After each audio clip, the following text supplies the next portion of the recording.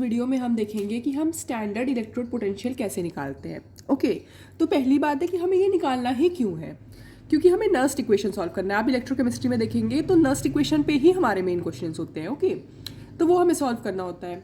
तो चलिए उसको स्टार्ट करते हैं। देखिए क्या होता है, E is equals to E not minus 2.303 RT upon NF log. ये देखिए प्रोडक्ट अपॉन रिएक्टेंट, अब इसको आप के कर सकते हैं, ठीक है, कांस्टेंट के कर सकते हैं इक्विलिब्रियम कांस्टेंट के टर्म्स में, अगर रिएक्शन इक्विलिब्रियम में है। अब देखिए बात है कि अगर रिएक्शन इक्विलिब्रियम में है तो हमारा E जीरो हो जाता है। अगर हम यहाँ पे इक्विलिब्रियम कांस्टेंट पुट कर दे रहे हैं ना, तो हमारा ये जीरो हो जाएगा, क्योंकि रिएक्शन इक्विलिब्रियम में है ना। तो ये जैसे अगर हम लोग ऐसे और देख सकते हैं अच्छे से, A plus B C plus D है, तो इसका इक्विलिब्रियम कांस्टेंट हम कैसे लिखते हैं, C D A B, ठीक है। अब ये स्टैंडर्ड इलेक्ट्रोड पोटेंशियल क्या है, ये E नॉट है, ठीक है। और ये इसलिए चाहिए क्योंकि ऑब्वियसली हमको ना इसमें पुट करना है। हम नर्स्ट इक्वेशन में कुछ भी अगर आपको निकालना है, कभी देखिए ये निकालने पूछ देगा, कभी ये पूछेगा, ठीक है। उसके लिए क्या आपको ये तो पता होना चाहिए ना, दो चीज़ तो नहीं निकाल सकते साथ में की इक्वेशन में, तो ये पता होना चाहिए। तो इसके लिए ही हमने ये डिस्कशन स्टार्ट किया। अब चलिए हम इसका एक बेसिक एग्जाम्पल लेते हैं जो हमने पहले से देखा है, वो है डैनियल सेल। इलेक्ट्रोकेमिस्ट्री में हम हमेशा डैनियल सेल की बात करते हैं। उसमें क्या होता है, जिंक जो है वो ऑक्सीडेशन होता है उसका, मतलब वो एनोड की तरफ वो करता है। इसे इस तरह से लिखते हैं, अगर आपने थोड़ा भी इलेक्ट्रो पढ़ा होगा तो आपको उसका आइडिया होगा, Zn प्लस Cu। इसमें क्या हो रहा है, देखिए जिंक का ऑक्सीडेशन हो रहा है, देखिए जिंक का, सॉरी ये देखिए Zn2 प्लस, ये लॉस कर रहा है और ये गेन कर रहा है इलेक्ट्रॉन, ठीक है। अब देखिए क्या होता है, E नॉट कैसे निकालते हैं। अब देखिए इसको आप क्या समझ सकते हैं, ये ऑक्सीडेशन है तो ये एनोड है, तो इसको ऐसे लिख सकते हैं। ये मतलब सोचिए कि Zn हमारा और Zn2 प्लस सोचिए ये हमारा एनोड है, ठीक है। और अगर ये इधर सॉल्ट ब्रिज है तो हमारा ये कैथोड है, ठीक है। अब बात है देखिए कि हम लोग E नॉट से निकालते कैसे हैं। E नॉट सोचिए अगर आपको कोई निकालने बोल रहा है तो ये होता है E cathode minus E anode, E cathode minus E anode, या ऐसे और भी अगर आप NCERT में चेक करेंगे तो E right minus E left ऐसे बोलते हैं। अब देखिए बात क्या होता है, ऑब्वियसली आप देखिए डैनियल सेल देखे हैं तो आपको पता है ना, ये वाले एनोड में यहाँ पे ऑक्सीडेशन हो रहा है तो इधर रिडक्शन हो रहा है, ठीक है। तो रिडक्शन मतलब जो जहाँ पे रिडक्शन हो रहा है माइनस जहाँ पे ऑक्सीडेशन हो रहा है, कैथोड माइनस एनोड करते हैं। अब देखिए अगर ये केस हुआ कि आपको पता ही नहीं है, मतलब सोचिए कि वैसे तो हमको जिंक का वैल्यू याद होता है, पर आपको ये ध्यान में रखना है कि हम इसको ना ऑक्सीडेशन टर्म्स नहीं, रिडक्शन टर्म्स में लेते हैं वैल्यू को। ये आपको हमेशा देख के लेना है। ये ना जैसे ये वैल्यू जो हम लोग निकालते हैं ना, ER माइनस EL, ऐसा नहीं कि ऑक्सीडेशन टर्म्स में लेना है, नहीं, रिडक्शन टर्म्स में लेना है।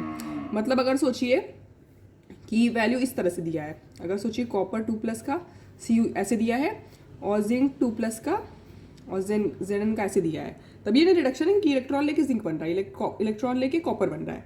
इस टर्म्स में तब यहाँ पुट करना है, ये नहीं कि एक तरफ आप ऑक्सीडेशन पुट कर रहे हैं, एक में रिडक्शन पुट कर रहे हैं ना। तो इसका वैल्यू देखिए 0.34 होता है और इसका माइनस 0.76 होता है, ठीक है। अब देखिए क्या है, ऑब्वियसली देखिए जिसका वैल्यू ज़्यादा होता है ना, ये आपको हमेशा ध्यान में रखना है कि अगर सोचिए दो वैल्यू दिया है, वैल्यू A दिया है, वैल्यू B दिया है, और आपको मतलब सोचिए कि एक का वैल्यू हम ऐसे एग्जाम्पल के लिए बता रहे हैं, कुछ ऐसा वो नहीं है, 0.56 है, 0.11 है ना।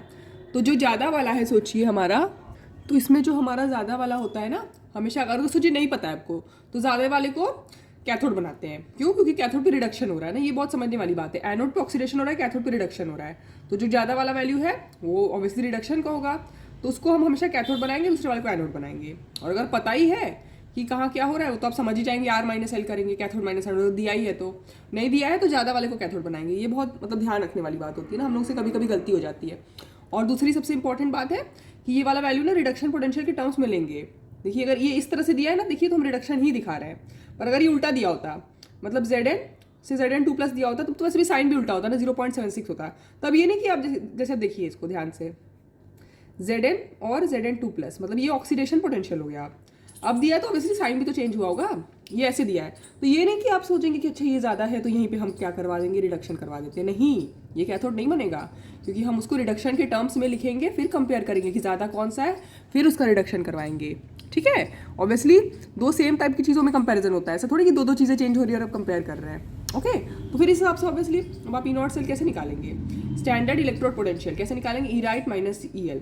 अगर इन दोनों में देखें दोनों रिडक्शन पोटेंशियल है इसमें और इसमें, ज़्यादा क्या है ये कैथोड होगा, तो हम इसको क्या करेंगे 0.34 माइनस 0.76 करेंगे।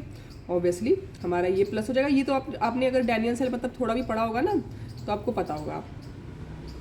ओके 1.10 ये वोल्ट में आता है, ये जो वोल्ट में आ जाएगा उसके बाद फिर बाकी तो आप ये नर्स्ट इक्वेशन सॉल्व करना, तो अब हम अगले वीडियो में डिस्कस करेंगे। ओके, पहले सबसे मेन होता है ना यही वो करना कि कैसे होगा। ठीक है, तो आपको क्या ध्यान रखना है कि रिडक्शन के टर्म्स में होगा तब आर माइनस एल करेंगे, मतलब right minus left, cathode minus anode. पता ही नहीं है अगर दोनों में से तो ज़्यादा वाला लेकिन रिडक्शन पोटेंशियल वो हम लेंगे, कैथोड बनाएंगे, दूसरे को एनोड बनाएंगे। बस ये निकल गया एक बार तो बहुत काम आसान हो गया।